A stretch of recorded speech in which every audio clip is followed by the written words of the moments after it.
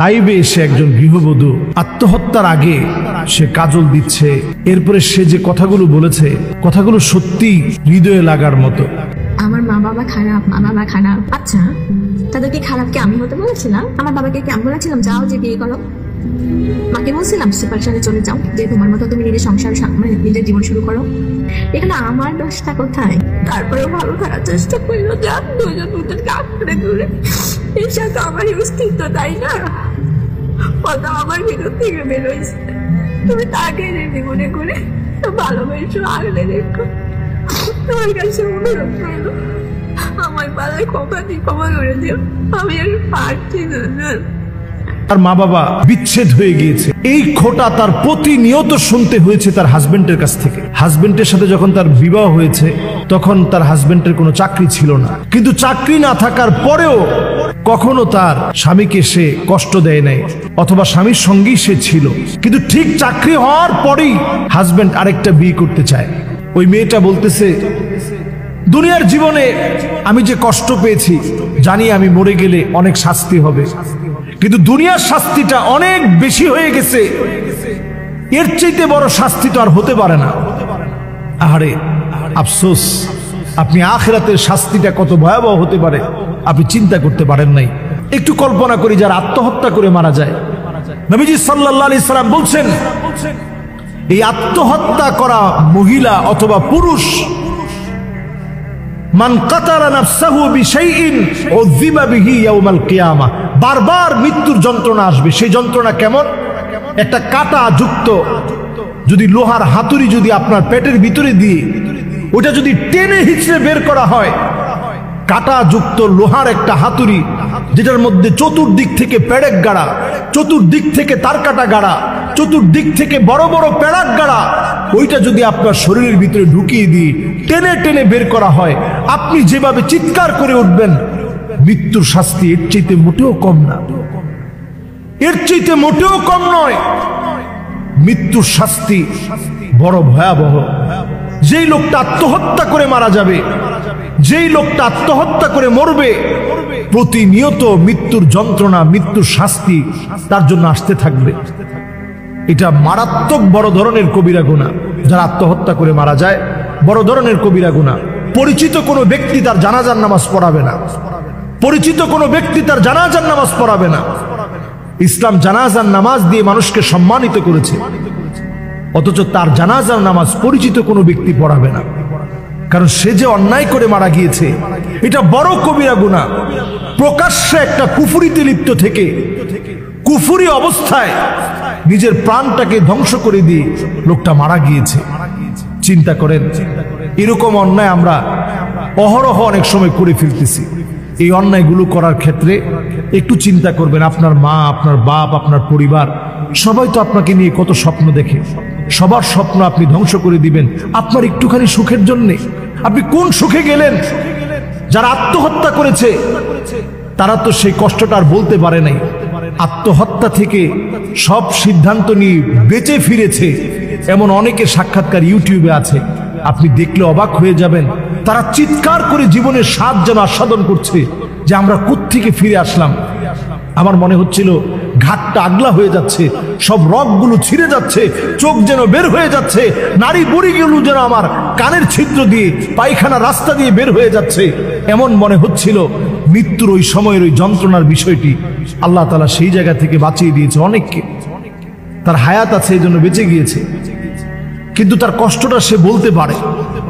প্রিয় হাদিরিন, আমাদের সন্তানরা কোথায় যাচ্ছে, কার সঙ্গে মিশছে, আমরা যদি একটু খেয়াল রাখি, একটু যদি নামাজের দিকে আসি, প্রতিনিয়ত যদি মালিকের কাছে বসে থাকি, দুনিয়ার জীবনের এই সবর, এই কষ্ট, আপনার স্বামী আপনাকে একটু কষ্ট দিচ্ছে, আপনি সবর করেন। সে হয়তো আরেকটা বিয়ে করছে, আপনি সবর করার চেষ্টা করেন। সে তো হারাম কিছু করে নাই, হারাম সম্পর্কে জড়ায় নাই। আপনি আপনার নিজের জীবনকে কেন ধ্বংস করে দিবেন? যদি আপনার পছন্দই না হয় ওই সংসার ছেড়ে আপনি চলে আসেন, আপনার আরেকটা সংসার হবে, কিন্তু আপনি আপনার জীবনটাকে ধ্বংস করতে পারেন না। আল্লাহর কাছে আমরা পানাহ চাই। আত্মহত্যার মতো একটা বেধি কিয়ামতের আগে এটা বেড়েই যাচ্ছে, আখিরুজ জামানে এটা খুব বেশি বেড়ে যাচ্ছে। তো আমি এই পুরো বিষয়টা নিয়ে যদি কথা বলতে চাই, প্রথমে বলা উচিত দ্বিতীয় বিবাহ করা ইসলামে হালাল, তবে এটাকে খুব বেশি একেবারে এত বেশি প্রচার করা যে হ্যাঁ দ্বিতীয় বিয়ে করতেই হবে, এইভাবে বলার কোনো সুযোগ ইসলাম আপনাকে দেয়নি। ইসলাম যেটাকে যেই স্তরে রেখেছে ওটাকে ওই জায়গায় রাখতে হবে। আপনি ব্যবসায়িক ক্ষেত্রে খুব ভালো বুঝেন যে 50-50 এখানে লসের সম্ভাবনা আছে, আর এই জায়গায় একটা জায়গা কিনে রাখলে কোনো লস হবে না, শুধু লাভ হবে। আপনি চিন্তা করেন ব্যবসা বাণিজ্য সব বাদ দিয়ে আগে জায়গাটা কিনে লাভ হবে। দুনিয়ার ব্যবসা আপনি ঠিকঠাক বুঝেন, কিন্তু যখনই আপনি পরিবারের বিষয়ে আসেন, দ্বিতীয় বিয়ের বিষয়ে আসেন, তখন আপনি আমি এমন হয়ে যায় যে দ্বিতীয় বিয়ে করলাম, গোপন রাখলাম, প্রথম স্ত্রীকে জানানোর তো এমনি দরকার, ইসলাম শরীয়ত ওইভাবে আবশ্যক করে নাই, তো দরকার কি, আমি আমার মতো দ্বিতীয় বিয়ে করে ফেললাম। এই বিবাহ শাদী যা আপনি করলেন, করার পর এমন যেন না হয় যেটা প্রথম বউয়ের জন্য আত্মহত্যার কারণ হতে পারে। আজকে দেখেন যে মেয়েটা চলে গেছে, সে অভিযোগ করেছে, এখন আর তার স্বামী তার দিকে ফিরেও তাকায় না। আপনি এই ক্ষেত্রে যদি দ্বিতীয়, তৃতীয়, চতুর্থ বিয়ে করেন, প্রথম স্ত্রীর দিকে এখন আর ফিরেই তাকান না, আপনার সাইডগুলো আল্লাহর সামনে অবশ্য হয়ে যাবে, আপনার অর্গানগুলো আল্লাহর সামনে অবশ্য হয়ে যাবে, আপনার হাত অবশ্য হয়ে যাবে, পা অবশ্য হয়ে যাবে, আপনার সাইডগুলো আল্লাহর সামনে অবশ্য হয়ে যাবে।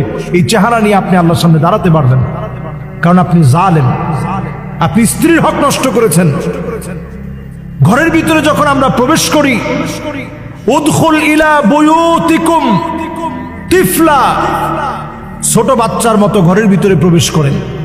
ওয়াখরুজ ইলা বুয়ুতিকুম রাজুলা, আবার বীরের মতো যখন বাহিরে বের হন, সুপুরুষের মতো এবার আপনি ঘর থেকে বের হন। আমরা এই ভুলগুলো প্রতিনিয়ত করি আমাদের সমাজে, আমাদের দেশে। অনেক সময় আমরা মনে করি আত্মহত্যাই সমাধান। ওই মেয়েটা বলতেছে, দুনিয়ার জীবনে আমি যে কষ্ট পেয়েছি, জানি আমি মরে গেলে অনেক শাস্তি হবে, কিন্তু দুনিয়ার শাস্তিটা অনেক বেশি হয়ে গেছে, এর চাইতে বড় শাস্তি তো আর হতে পারে না।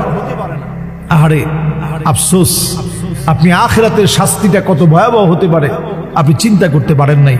আল্লাহর আদালতে দুইজন ব্যক্তিকে আল্লাহ তাআলা দাঁড় করাবেন। একজন হচ্ছে দুনিয়ার সবচেয়ে সুখী ব্যক্তি, তাকে আল্লাহ রাব্বুল আলামিন দাঁড় করাবেন। দুনিয়ার সবচেয়ে সুখী, সবচেয়ে টাকাওয়ালা, সবচেয়ে ফেমাস ব্যক্তি ছিল, তাকে আল্লাহ তাআলা সেদিন নিয়ে আসবেন, দাঁড় করাবেন।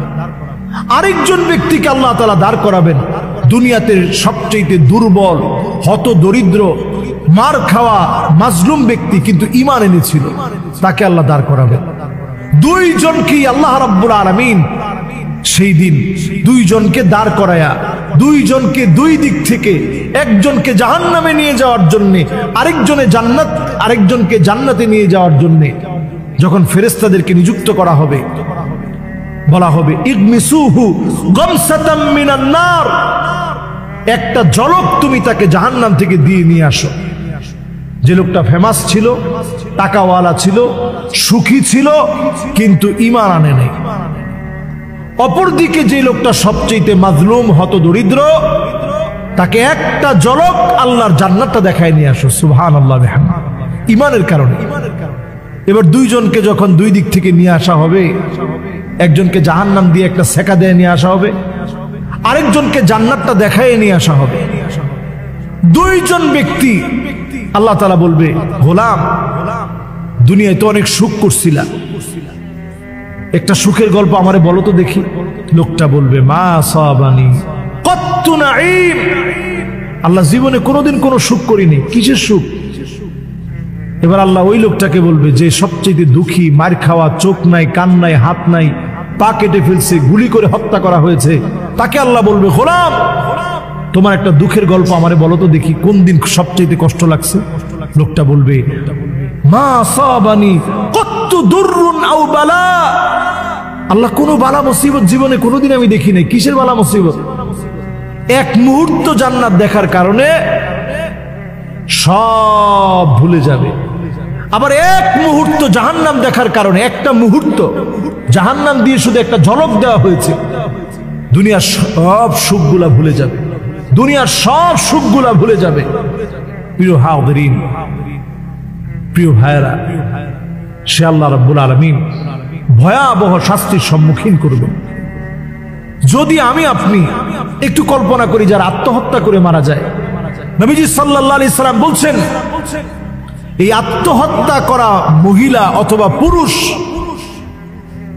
মান কাতারা নাফসাহু বিশাইইন উযিবা বিহি ইয়াউমাল কিয়ামা, বারবার মৃত্যুর যন্ত্রণা আসবে। সেই যন্ত্রণা কেমন?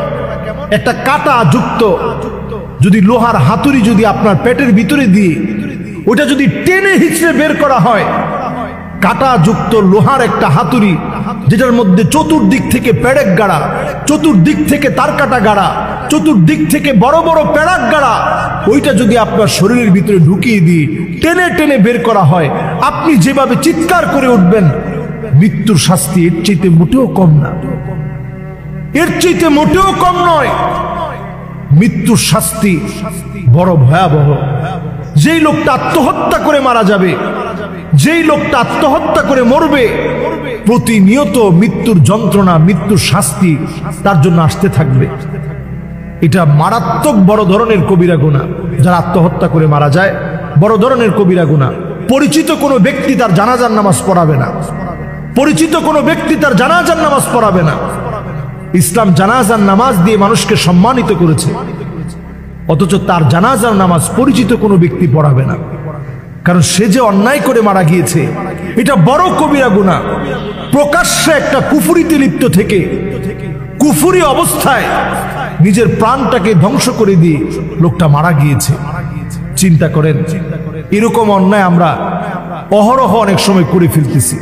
এই অন্যায়গুলো করার ক্ষেত্রে একটু চিন্তা করবেন, আপনার মা, আপনার বাপ, আপনার পরিবার সবাই তো আপনাকে নিয়ে কত স্বপ্ন দেখে।